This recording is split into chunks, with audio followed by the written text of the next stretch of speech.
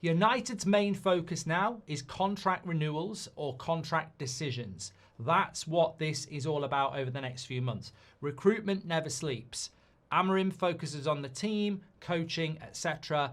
But, recruitment focuses on different areas. So now it's full steam ahead on contract negotiations and what's going on. And the first contract update we've got you is around Ruben Amorim. Ruben Amorim's contract runs until 2027. So in the summer, next May, he'll have 1 year left on his contract. No manager can go into their final year contract.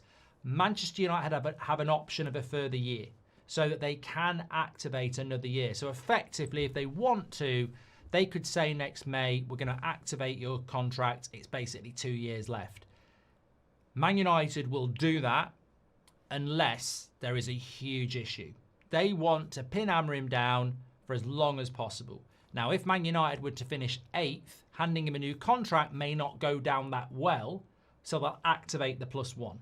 But the long-term vision is to stick with Ruben Amorim. Now, what we're hearing is if United had an amazing season, maybe finished 5th, maybe finished 6th, get back into Europe and do well, then there could be a new contract there. Because they feel in that climate, you could go, there's a 3-year contract, bang.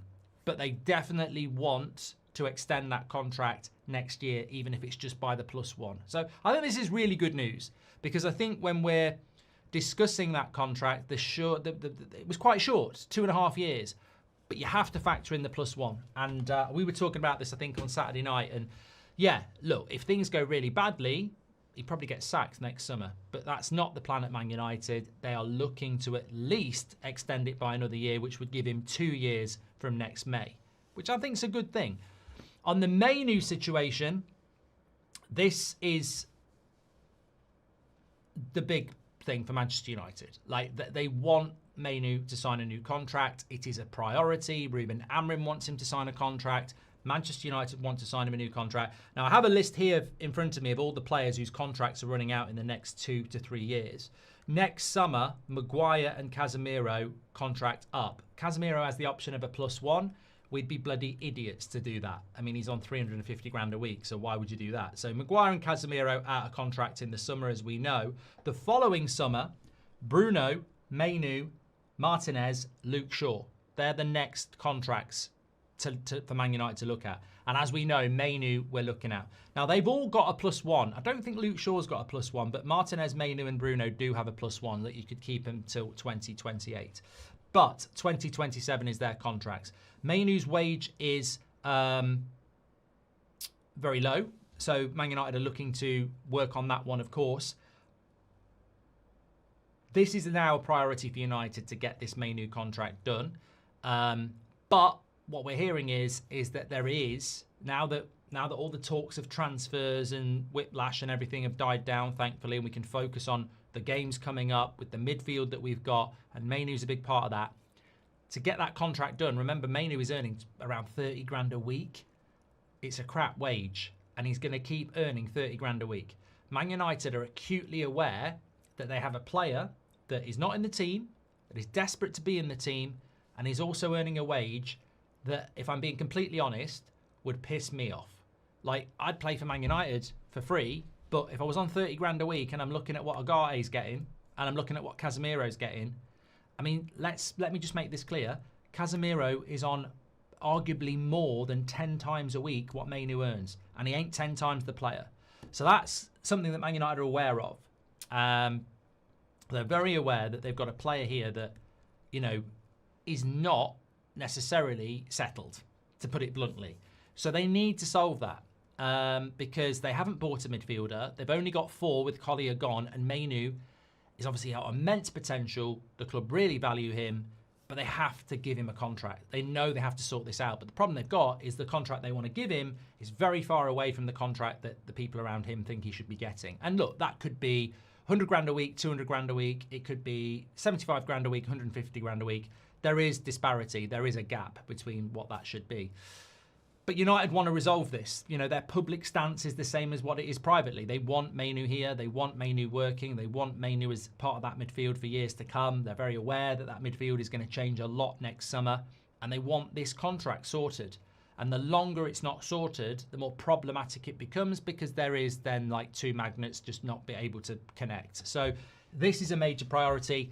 What I was told is that it's not like that contract's going to get signed anytime in the next few hours or days, but United would love to be announcing it now. In fact, probably their plans were to announce it now, considering they didn't get a midfielder. If they'd announced Mainoo's new contract in the international break, that would have gone a long way to silencing those of us who are not happy that we didn't sign a midfielder, because it would be the old PR, it's like a new signing. So United, desperate to get this deal done, but not desperate to necessarily overpay.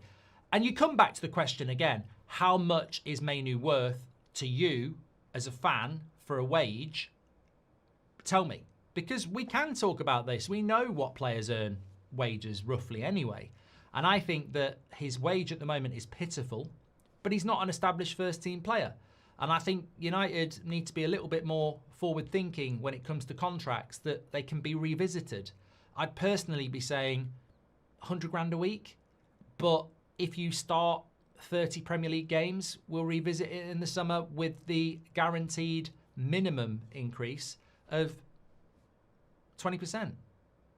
You know, what's 20% on 100 grand, 120 grand? You know, that's the sort of thing I'd be doing. It motivates the player. What I'm not up for doing is dropping a 150 grand a week wage for a player that's not even in the first team at the moment. And I think that this is, I mean, people talk about the legality of doing that, but it's not illegal to do it. If I give Mainoo 100 grand a week and say, look, I believe you're going to be brilliant, but you're not in the first team at the moment, so you start 30 games for Man United this season, I will give you a 20% pay rise from the minute the season ends. So you'll go from 100 to 120 grand.